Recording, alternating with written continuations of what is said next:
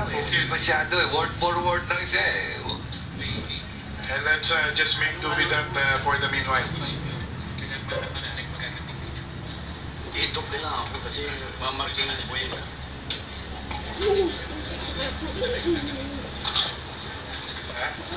Ano nga sir? May in-explain pa eh. May we know if the question has been translated to the witness, Mr. Chair?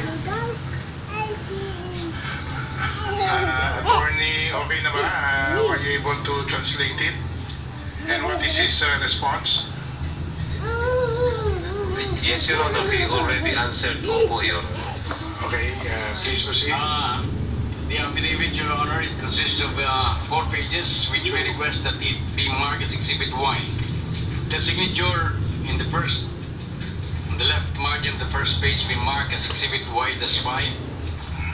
On page 2 be marked as Exhibit Y-1. The signature in the left-hand margin be marked as Exhibit Y-6. The third page be marked as Y-2. The signature to the left margin be marked as Exhibit Y-7. The page 4 be marked as Exhibit Y-3. And the signature to the left margin be marked as Exhibit Y-8. Page 5 be marked as Y-4. The signature, page 5 be marked as Y-4-A. And the signature of the oath administering officer be marked as Y-4-B. The witness now ready to read into the records through his lawyer his sinumpang salaysay.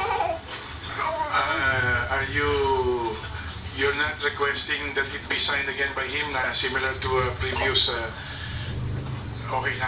Sige. Okay, so are you ready, Attorney Gonzales? Yes, Your Honor. Anyway, normally lawyers are not allowed to speak for the witness, but since the situation of Mr. Ko is different,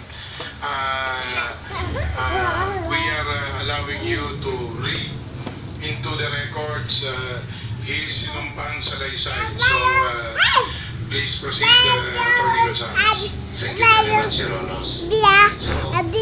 Sinumpang salaysay. Si Wutu Yu, nakilala din sa pangalan na Peter Ko, 52 taong gulang, Chinese national, isang inmate ng New Bilibid Prison na may prison number M202B0812. Matapos makapanumpa ng naayon sa batas, ay malaya at kusang loob na nagsasaad ng mga sumusunod. Taong 2002, noong ako ay mahatulan ng Regional Trial Court ng Manila, Branch 41, na makulong ng habang buhay dahil sa paglabag sa Republic Act 6425. Mula sa Manila City Jail, ay inilipat ako sa NPP. Noong 2003, ako ay inilipat sa Cavite at nagtagal ako doon hanggang 2011 bago muling ibinalik sa NPP Medyo. Noong 2008 nang ako ay inilipat sa Maximum Security Compound ng NPP. Dito ko nakilala si JB Sebastian o JB, ang leader o bosyo ng komando. Dahil sa malakas si JB sa admin, nagagawa niya ang mga gusto niya sa loob ng NPP.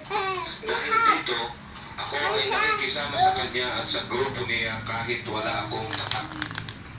Hindi nagtagal ay kinausap ako ni JB at gusto niya ay sumosyo ako sa kanya sa pagbebenta ng droga. Hindi ako pumayag dahil ayokong magka-problema at malagay sa delikado ang buhay ng mga taong konektado sa akin. Nagalit siya at sinabi na kaya niya akong ipatapon kung hindi ako susunod sa kanya. Ilang ulit pa rin akong kinausap ni JB, ngunit hindi pa rin ako pumayag sa gusto niya. Kaya na lang ako noong 2010 ay inilipat ako sa Palawan. Naniniwala ako sa magagawa nito ni JB dahil ito ang banta niya sa akin. Dahil sa gusto ko na mapalapit sa aking pamilya na nasa Manila, nakiusap ako at nakiusap sa isang kaibigan ko Tingnan ang na. dami langgam dun sa ano, baka umalis din yung langgam pagka... Nilagay ko dun sa ano. Sandali. Diyan o, kunin mo yung nandiyan dyan. Kasi nilagay ko dun sa kusina mismo eh. Para ang daming langaw kasi pumasok. Nilagay ko. Kunin mo yung nandiyan dyan. Dahil malakas ito sa direktor. Sinabi pa na kailangan ko magbigay ng 2 milyon kay JB. Pumayag ako at nagbigay Ah? na ng 2 milyon kay JB. At dahil Saan ako kumuha? Sa plancha yan. May libreng ganito yun eh. 2012, Ah, nasaan? Yung box. Nasa box? Oo, kasi mga box. Ah, nasa loob? Titignan ko. Hindi ko nakita. na nangihingi ng contribution Ay, nahabol ka na ng anak mo. sa maximum security compound ng NPP. Si dating POJ Secretary Biliba